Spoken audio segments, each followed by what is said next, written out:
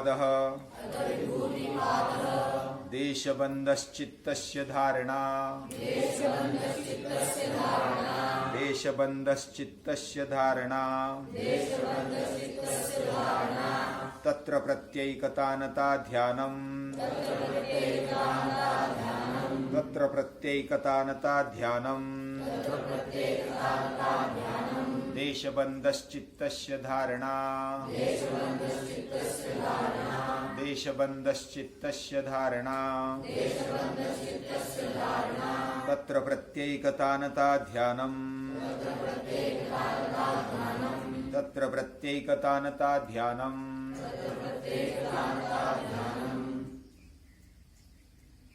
जैसे हमने साधन पाद को देखा, पहले समाधि पाद को देखा, समझने का प्रयास किया, ये हमारा अभ्यास है।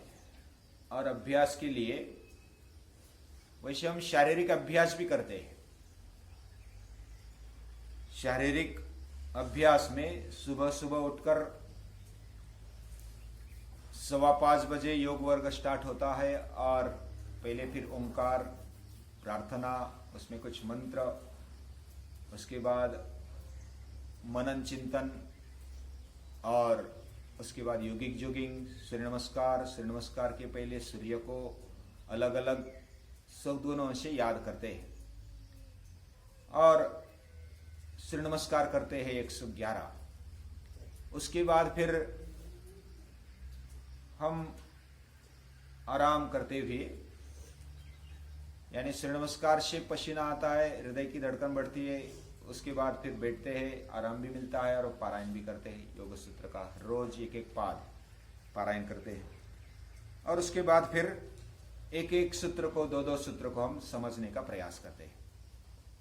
जो भी अभी तक जिन ऋषियों ने, मुनियों ने अभ्यास किया, जिन महापुरुषों ने उसको अपने जीवन में लाया, उनका अभ्यास करते हुए हम भी अपने जीवन में कैसे उसको ढाले, ये प्रामाणिक प्रयास, यही साधना है। और ये साधना हमारे जीवन में आने लगे तो अलग अलग प्रकार की फलश्रुति हमारे जीवन में दिखाई देती है। क्या परिणाम दिखेंगे, कैसा ऐश्वर्य हमारे जीवन में आ जाएगा, ये विभूति पाद में महर्षि पतंजलि बताते हैं। और पहले अष्टांग योग बताया। अष्टांग में यम, नियम, आसन, प्राणायाम, प्रत्याहार, ये बहिरंग है। और फिर अभी धारणा, ध्यान और समाधि, अंतरंग अष्टांग का योगांगानुष्ठान जब हम लगाते हैं तो पहले 5 जो अंग है वह है बहिरंग। प्रत्याहार है गेट, महाद्वार, या तो सेतु भी बोल सकते हो, पार करने का। हमारे बाह्य जीवन से, बाह्य यानी भौतिक जीवन से हम अंदर की ओर घुसते हैं। जो बाह्य विषय है वो टेम्पररी सुख देते हैं। कुछ जो भी विषय है उनकी आवश्यकता भी होती है हमारे जीवन में जीने के लिए।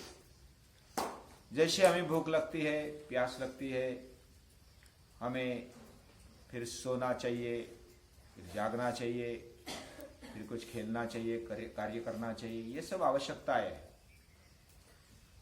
और जीवन जब अच्छी तरीके से जी पाते हैं तो हमारे जीवन में साधना भी हम अच्छी तरीके से कर पाते हैं। अन्यथा जो भी पाना है वो पा नहीं सकते। और अपवर्ग भी, भोगा अपवर्गार्थम दृश्यम, ये हमने पहले देखा।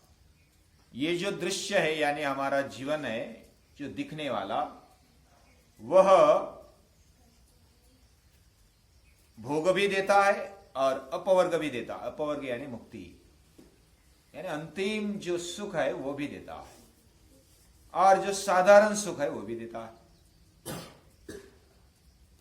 और इसके लिए, साधारण सुख के लिए भी, भोग भोगने के लिए भी योग की आवश्यकता है। आज दुनिया ने इसलिए उठाया।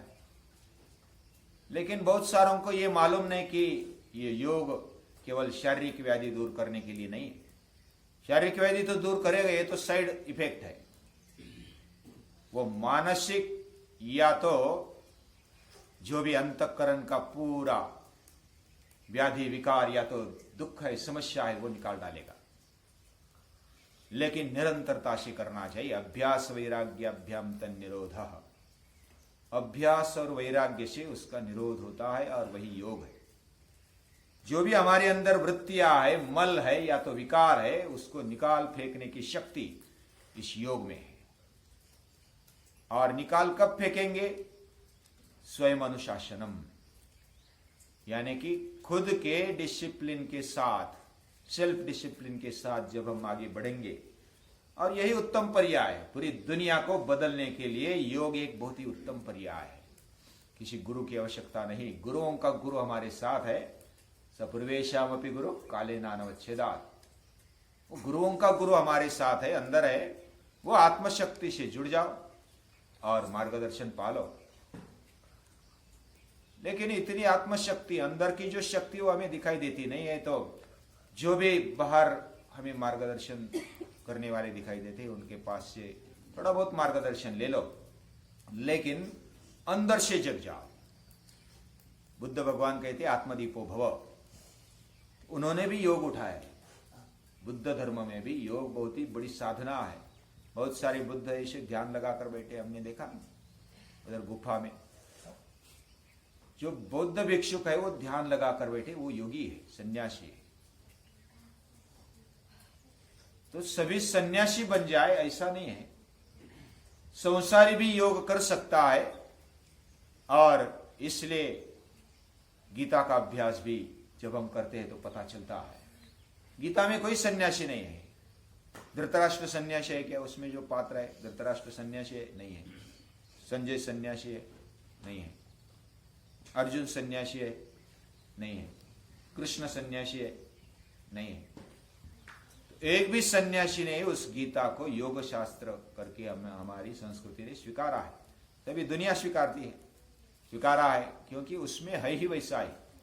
पूजनीय दादा इसलिए बोलते हैं कि श्रीमद् भगवत गीता एक ऐसा मार्गदर्शन करने वाला, मानवीय जीवन को मार्गदर्शन करने वाला ग्रंथ है जो सभी समस्याओं का हल देता है। कोई भी समस्या उसका हल देने वाला ये गीता ग्रंथ है। उसको माता बोलते हैं, गीता माता। विनोबाजी बोलते हैं गीताई माऊली माझी, तिचा मी बालनेन था, रडता पड़ता घे उचलुनी कडेवरी। ये माता है।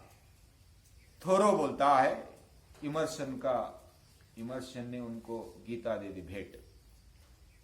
और थोरो एक विचारवंत है, वो बोलते हैं कि मैं हर रोज सुबह सुबह गीता रूपी गंगा में स्नान कर लेता हूं, सुबह सुबह थोड़ा बहुत। और वो स्नान इसलिए करता हूं कि मेरा जीवन शुद्ध बनते जाता है। हर रोज मैं स्नान करता हूं। सुबह सुबह उठते उठते क्या पढ़ना? गीता पढ़ना। गीता के ऊपर जो भी टिप्पणी महापुरुषों ने की उसको पढ़ना, याद करना। ये हमारे जीवन अर्थ सहित उसको अगर पढ़ेंगे तो हमारा जीवन बदलने लगता है। जीवन में सभी समस्याओं का उत्तर गीता में दिया है। वो योग शास्त्र है और योग दर्शन ये भी योग शास्त्र है। और योग शास्त्र अभी पूरी दुनिया में फैल गया है। आज की तारीख में पूरी दुनिया में फैला है। और हम भारतीय, जो कि ये हमारे लिए एक गौरव की बात है कि भारत में योग दर्शन का जन्म हुआ, इधर वो फला फूला और विस्तारित हुआ। ऐसा ये योग शास्त्र पूरी दुनिया के लिए, ये भारत के लिए भी नहीं है, पूरी दुनिया के मानव के लिए है, मानव मात्र के लिए है। ये गीता ये योग शास्त्र है और ये योग दर्शन ये भी योग शास्त्र है। तो गीता बताती है कि सभी के लिए योग है। जो संसारी उसके लिए भी योग है, सन्यासी उसके लिए भी योग है। लेकिन हमारी वृत्ति अभ्यास वैराग्याभ्याम तन्निरोध, अभ्यास और वैराग्य दोनों साथ में होनी चाहिए। वैराग्य इसका मतलब जो सन्यासी योगी है वो तो है ही, लेकिन उसके साथ साथ संसारी भी वैरागी जीवन जी सकता है। वो लिमिटेड वैराग्य, मर्यादा पूर्ण जीवन जीना, ये वैराग्य की ओर जाने का रास्ता ही है। और हमारी संस्कृति ने चातुर्वर्णी व्यवस्था मानी है, लेकिन उसका सही अर्थ समझते हुए अभ्यास करना चाहिए और हमारे जीवन में उसको कैसे अप्लाई किया जाए ये देखना चाहिए। आज के जीवन में, आज के तारीख में कैसे उसको जीवन में डाला जाए। तो हर एक के जीवन में चातुर्वर्ण के गुण होने चाहिए। दिमाग में ब्राह्मण का दिमाग होना चाहिए, बुद्धि ब्राह्मण जैसी चलनी चाहिए, हाथ क्षत्रिय जैसे बलवान चाहिए, पेट बहुत ही संतुलित और व्यवस्थित काम करने वाला होना चाहिए, पूरा शरीर तंदुरुस्त चाहिए और पांव इतने मजबूत होने चाहिए कि दिन भर चलने के लिए बोले तो भी चलेंगे, इतनी ताकत होनी चाहिए। कुछ भी काम करने के लिए बोले तो काम करने के लिए, सेवा करने के लिए तैयार है, ऐसे हाथ पांव होने चाहिए। यह है हमारे अंदर चातुर्वर्ण का आविष्कार। आज की तारीख में सभी को सक्षम बनने की आवश्यकता है, सभी को अभ्यास करने की आवश्यकता है। और इसलिए हम जब बिखरे बिखरे क्षमताओं को पकड़ते हैं तो वो हाथ नहीं आता। जैसे सूर्य किरणों को एक जगह पर लाया और भिंग से किसी एक जगह पर डाला तो उसको जला डालने की शक्ति आती किरणों में, है क्या नहीं? देखा है ना आपने? एक एक किरण हमें पता ही नहीं चलता कि हमारे ऊपर किरण पड़ा है या कुछ और पड़ा है, लेकिन जब साथ में किरण मिल जाते हैं और एकाग्र बन जाते हैं तो अग्नि प्रकट हो जाता है। वैसे हमारे इंद्रियों से, शरीर से जो भी शक्तियां है वो मन के द्वारा एकाग्र करते हुए एक जगह पर ठहराना। देश, देश यानी जगह, स्थान, बंध यानी उसको बांधना। देश बंधस चित्तस्य, चित्त की ये धारणा है। धारणा यानी एकाग्रता की क्षमता। और ये धारणा हमारे जीवन में आ जाए, इसके लिए प्रत्याहार की आवश्यकता है। प्रत्याहार उसके पहले, प्रत्याहार की निरंतरता हमारे जीवन में आ जाएगी तो धारणा बन जाएगी। और ये धारणा जब बन गई यानी एकाग्रता आ गई तो स्वामी विवेकानंद बोलते बस बाकी कुछ नहीं चाहिए। तो कहां कहां एकाग्र हो जाए, फिर समझो कि एक जगह पर हम एकाग्र हो गए, जैसे नासिकाग्र को देखना या तो त्राटक करना, ये एक प्रैक्टिस है अभ्यास की, एकाग्रता की। या तो ओंकार जपते जपते किसी मूर्ति का ध्यान करना, ये भी साधना है, ये एकाग्रता की प्रैक्टिस है। अभी सांस पर ध्यान रखो, नाक के अग्रभाग पर ध्यान रखो, किसी दिए पर ध्यान रखो, सूर्य पर ध्यान रखो, तो ये एक स्थूल अभ्यास है। लेकिन हमारे अंदर वाले बहिर जो पदार्थ है, बाह्य वस्तु है, उस पर भी ध्यान लगा सकते हैं किसी एक जगह पर। और अंदरूनी कुछ ऐसी चक्र है, कुछ ऐसी बातें हैं, उस पर ध्यान अगर लगाए तो उधर भी परिवर्तन आ सकता है। जिधर हमारा मन और इंद्रिय काम करते उसका परिणाम मिलता है। बाहर भी अगर हम ध्यान लगाते तो बाह्य परिणाम मिलता है, अंदरूनी ध्यान लगाते तो अंदर भी परिणाम मिलता है। जब हम मूलाधार चक्र, जिधर कुंडलिनी रहती है, ऐसा बोलते हैं, हमारे शरीर के अंदर एक ऐसी शक्ति रहती है जो पूरे जीवन को बदल डालेगी, अपने जीवन को प्रकाशित करेगी, औरों के जीवन को भी प्रकाशित करने की शक्ति उसमें है। यह कुंडलिनी शक्ति कहां पर रहती है? तो निचले वाले स्तर में, यानी जब हम बैठते हैं तो अच्छी तरह से बैठ जाए, और प्राणायाम करते करते जब हम लगातार ध्यान देते हैं मूलाधार चक्र में, मूलाधार चक्र होता है, इसको मराठी में माकड़ हाड़ बोलते हैं। माकड़ हाड़, पीछे में जो हड्डी होती है, बंदर की हड्डी, यानी जो हमारे पूर्वजों से आई है, वो नीचे उसका नोक होता है और उधर मूलाधार चक्र होता है। उधर चक्र यानी उसकी 4 पंखुड़ियां है। उसका वर्णन जब देखेंगे तब डिटेल में देखेंगे, लेकिन 4 पंखुड़े, उस उधर एक चक्र है, या तो फूल जैसा समझो, पुष्प, उसकी 4 पंख है, पंखुड़ियां। और उधर गणेश का वास है, ऐसा बोलते हैं। यानी हमारी जो विचारों की शक्ति है, अलग अलग हम ज्ञान पाते हैं, समझ आती है, हमारे अंदर स्फुल्लिंग उठता है या तो प्रज्वलित होता है, उसका मूल कारण है ये कुंडलिनी शक्ति। उसको जगाने के लिए क्या करना चाहिए? वो ज्ञान प्रेरक है और क्रिया प्रेरक है। वो जो शक्ति है ज्ञान प्रेरक है और क्रिया प्रेरक है। उसको 4 पंखुड़ियां है। ऊपर है मूलाधार चक्र के ऊपर स्वादिष्ठान चक्र, जो हमारे मलमूत्र विसर्जन इंद्रिय है उसके बीच में एक शिवनी होती है, यानी मल विसर्जन केंद्र यानी गुदा और मूत्र विसर्जन केंद्र यानी लिंग, उसके बीच में एक शिवनी होती है, हर एक को होती है। और उधर स्वादिष्ठान चक्र है, और वो स्वादिष्ठान चक्र में यानी वो फूल है उसकी 6 पंखुड़ियां है, और वो उत्पत्ति का स्थान है, यानी उधर प्रजोत्पत्ति करने की ताकत है, इसलिए उसको प्रजनन संस्था बोलते हैं। और उसको 6 पंखुड़ियां है, उधर की देवता है ब्रह्मा। ब्रह्मा यानी निर्माण करने वाली ताकत। ऊपर है, अभी इसको डिटेल में जब जाएंगे तब जाएंगे, ऊपर है मणिपुर चक्र, ये नाभि के नजदीक, नाभि के नजदीक मणिपुर चक्र है। और उधर जो पंखुड़ियां है वह है 12, यानी पहले 4, उसके बाद 6 और उसके बाद 12 पंखुड़ियां है अंदर। और उधर देवता है विष्णु, सभी का पोषण इधर से होता है, पता है क्या नहीं होता है, सभी का निर्माण स्वादिष्ठान चक्र से होता है, प्रजनन संस्था से हमारा निर्माण हुआ है, पूरी सृष्टि का निर्माण वैसे हुआ ऐसा बोलते। तो ब्रह्मा एक प्रतीक है, ये तो एक समझने के लिए है। अब इधर जो है वो विष्णु देवता है और वो सभी का पोषण करती है। हमारा पोषण भी जब गर्भ में थे तब नाभि से हम जुड़े थे, मां से, और उधर से हमारा पोषण हुआ। और जब बड़े होते हैं तो हम खाते हैं, तो खाने के बाद इधर ही चला जाता है, इधर से फिर सभी और चला जाता है, विस्तारित होता है, वो बांटते हैं। यानी इधर का जो माल है वो रस रूप में सभी रक्त रूप में सभी शरीर में फैलता है, ये विष्णु है। दूसरा है फिर अलग, जो इधर स्वादिष्ठान चक्र है, मणिपुर चक्र है, मणिपुर में सारी 8 पंखुड़ियां है। और ऊपर है हृदय चक्र, हृदय चक्र में 12 पंखुड़ियां है। और उधर का देव है शिव शंकर।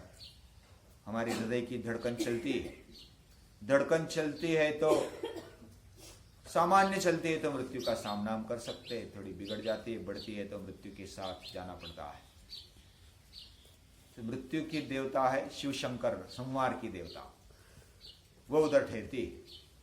अगला चक्र है विशुद्धि, यानी कि फेफड़े और तालू तक, यहां तक उसका स्थान है, मूल स्थान। बाकी पूरे शरीर में हर एक चक्र काम करता है। और इधर जो है हमारे हृदय में जैसा शिव शंकर रहता है, और तालू और फेफड़ों में हृदय के नजदीक और यहां तक तालू तक इधर जीवात्मा देवता है, यानी हमारी आत्मशक्ति इधर रहती है, हाँ, तालू तक। और इसको ब्रह्मरंध्र बोलते ऊपर। बाद में फिर आज्ञा चक्र है। आज्ञा चक्र ये 2 पंखुड़ियों वाला है, और विशुद्धि चक्र 16 पंखुड़ियों वाला है। पंखुड़िया यानी पाकड़ी मराठी में। और आज्ञा चक्र 2 पंखुड़ियों वाला है। 2 पंखुड़िया, एक परमात्मा और दूसरा है जीवात्मा। द्वा सुपर्णा सयुजा सखाया, 2 पंछी रहते हैं ऐसा बोलते हमारे उपनिषदकार। उन्होंने बताया कि हमारे अंदर एक भगवान है, एक जीवात्मा है, और 2 पंछी रहते, एक खाता है पीता है, दूसरा देखता है, ऐसा वर्णन है उपनिषदों में। अभी और रूपक जब कभी समय आएगा तब देखेंगे। लेकिन 2 पंखुड़े आए और उधर की देवता है परमात्मा। इधर सभी अगर परमात्मा की तरफ ध्यान लगाना है तो भ्रूर मध्य प्राणमावेश्य सम्यक, इधर ध्यान लगाना है। जब हम आंखें पहले लगाते हैं थोड़े खुले रखकर, नासाग्र पर रखना है ध्यान। उसके बाद फिर आज्ञा चक्र में ध्यान लगाकर उधर एक तेज दिखता है अंदर, अगर ज्यादा देर तक देखेंगे ना एक तेज दिखता है, और वो तेज को देखते देखते परमात्मा शक्ति मुझे चला रही है, ऐसा ध्यान लगाकर हमें आगे बढ़ना चाहिए। इसी ध्यान की शुरुआत है। अभी उसको भी डिटेल में जब आगे आएगा, यानी कि जब देश हम आगे बढ़ेंगे तब आएगा। और ऊपर है सहस्त्रार चक्र हमारे माथे में, वो मेंदु ब्रेन, उसको हजारों पंखुड़ियां है। सहस्त्रार, आर यानी आरे बोलते हैं ना, चक्र को आरे होते, जैसा एक चक्र है उसको ऐसे आरे होते, और फिर बाहर उसी का एक चक्र होता है। ऐसे हजारों आरे इधर है ब्रेन में, और उधर तेज रहता है, और उधर से सभी ओर वो फैलता है, और इधर जो सभी देवता उनका वास इधर रहता है, ऐसा बोलते हैं। अभी नीचे वाली शक्ति और ऊपर वाली हमारे शरीर में रहने वाली शक्ति को एक रूप बनाकर ये धारणा बनती है, और उसकी एकतानता, उसके साक्षात्कार की एकतानता को ध्यान बोलते हैं। तत्र प्रत्येकतानता ध्यानम। समझो कि हम किसी विषय पर एकाग्र हो गए, बाह्य विषय पर एकाग्र हो गए, और उसको लगातार प्रत्येक क्षण देखते देखते आगे चले, तो वो है ध्यान। जैसे हम अंदरूनी विषय पर एकाग्र हो गए और चलते चलते आगे बढ़ गए, तो वो ध्यान है। यानी एक क्षण एकाग्र होना यह धारणा है, लेकिन हर एक क्षण को लगातार उसको प्रवाहित बनाना यह ध्यान है। तत्र प्रत्येकतानता ध्यानम। प्रत्यय यानी साक्षात्कार होना, या तो जो भी अनुभव आता है उस अनुभव को लगातार बनाए रखना, यह ध्यान है। यानी एकाग्रता बनती है लेकिन छूटती है, तो यह ध्यान नहीं है। ध्यान यानी पूरा लक्ष्य पूर्वक उसी विषय पर आगे आगे चलना, उसी विषय को, क्षण को पकड़कर हर एक क्षण में उसी विषय को सामने लेकर आगे बढ़ना, यह ध्यान है। ध्यान में ध्याता भी है, ध्यान भी है। यानी मैं अलग हूं, और जिस पर ध्येय लगाते वो ध्येय भी अलग है। तो इधर ध्यान दिखाई देता है, ध्यान मालूम पड़ता है कि ध्यान ये ध्येय से और ध्याता से होता है। ध्याता यानी ध्यान करने वाला, और जो ध्येय है यानी जिसका ध्यान करते, उससे ये ध्यान होता है। लेकिन उधर दो है, एक ध्यान करने वाला है और एक ध्येय है। तो ये जो धारणा है और ध्यान है, इसको हमने शॉर्टकट में समझा। अभी समय ज्यादा होता है तो शॉर्टकट में समझकर अपना अपना अभ्यास कर लेना, बाद में देखेंगे। तो कल देखेंगे समाधि के बारे में शॉर्टकट में। तब तक रुकते हैं।